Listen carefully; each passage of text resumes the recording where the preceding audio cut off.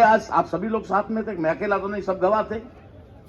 तय ये हुआ था कि चलिए कलेक्टर साहब, एसपी साहब कल यहां से यहां तक नहीं आए, लेकिन अपने परिसर में तो बाहर आकर के ज्ञापन ले सकते हैं ना।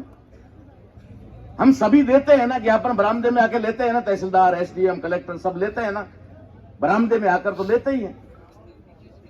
अरे भाई पूर्व ही सही, लेकिन पूरी सरकार बैठी है यहां पर, पूर्व ही सही, और कल की नहीं होगी क्या? कल की भी हो सकती है।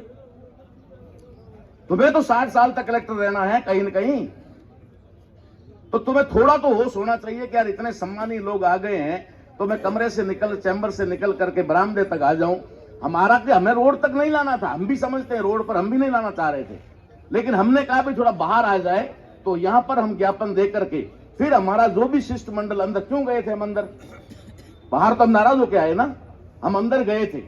हमारा उद्देश्य ये था कि कलेक्टर साहब थोड़ा सा बाहर आकर के इन बुजुर्गों का, इन सम्मानित लोगों का थोड़ा मान मनवार कर, सम्मान कर दे। उसके बाद में इनके साथ, कलेक्टर साहब के साथ ही हम चैम्बर में जाएंगे और बैठ करके पूरी वार्ता करेंगे। ऐसा नहीं था कि वार्ता हमें नहीं करनी, लेकिन बात ये हुई वहां जाने के बाद में कि आप 4 लोग जाकर के अंदर जाके ज्ञापन देंगे। कल भी कलेक्टर साहब को यहां, अरे तुम्हारी पब्लिक है यार, यहां पर तुम्हारे लोग हैं, यहां पर कौन सा यहां कोई अपराधियों का जमावड़ा है कि कौन से यहां पर कोई पाकिस्तान के लोग आकर के बैठे हुए हैं जिनके बीच में आप जाना पसंद नहीं करते।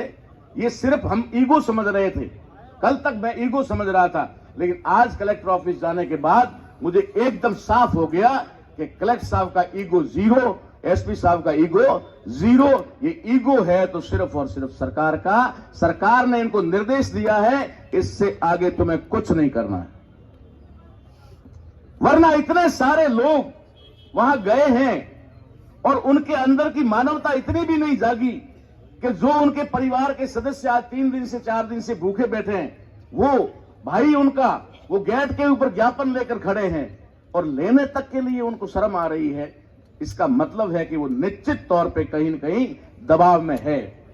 तो मेरा आपसे निवेदन ये है कि कोई भी आंदोलन है वो 4-5 चीजें मांगती है और उसके बिना कोई आंदोलन सफल हो नहीं सकता। आंदोलन में पहली चीज होती है धैर्य, पेशेंस। दूसरी चीज होती है आंदोलन के अंदर, वो होती है रणनीति। तीसरी चीज होती है आंदोलन में प्लानिंग, योजना। चौथी चीज होती है एक्शन, उसके ऊपर अमल करना। अगर ये जो जरूरी चीजें, हाँ एक महत्वपूर्ण चीज और रह गई, वो है अनुशासन।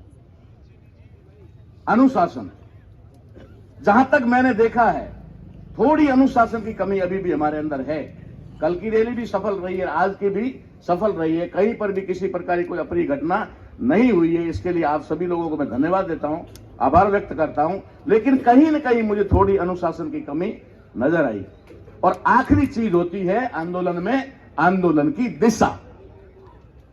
आंदोलन की दिशा जो सबसे महत्वपूर्ण है। आंदोलन की दिशा जरा सी भी डाइवर्ट हुई, आंदोलन सारा का सारा खत्म, 0 हो जाएगा, कुछ भी नहीं होगा और कोई यहां बैठना ही पसंद नहीं करेगा, इतना मामला हो जाएगा। तो इन चीजों का हमें ध्यान रखते हुए बहुत सारे, बाबा साहब अंबेडकर ने हमें संविधान में आंदोलन करने के बहुत सारे तरीके और रास्ते दिए हैं। कल की बात मैं कह रहा हूं ना आपको, कल अपने सॉरी आज दोपहर की, कि आपके पास परमिशन नहीं है। तहसीलदार साहब का रूपा फोन आया और क्या कह रहे कि आपके पास परमिशन आपने नहीं ली है।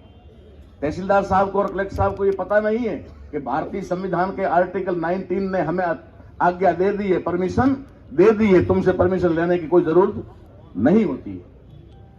ठीक है, तुम्हें इंफॉर्मेशन दी जाती है कि लॉ एंड ऑर्डर मेंटेन करने के लिए हमारा ये प्रोग्राम या रैली या कोई प्रदर्शन है, उसके अंदर आप अपना फर्ज अदा करें, इससे अलावा नहीं होता। और परमिशन का पूछने वाले खुद कह रहे हैं कि हम 2 बजे 2:15 बजे आपको परमिशन दे रहे हैं। तो देनी थी तो पूछ क्यों रहे थे और मना क्यों कर रहे थे?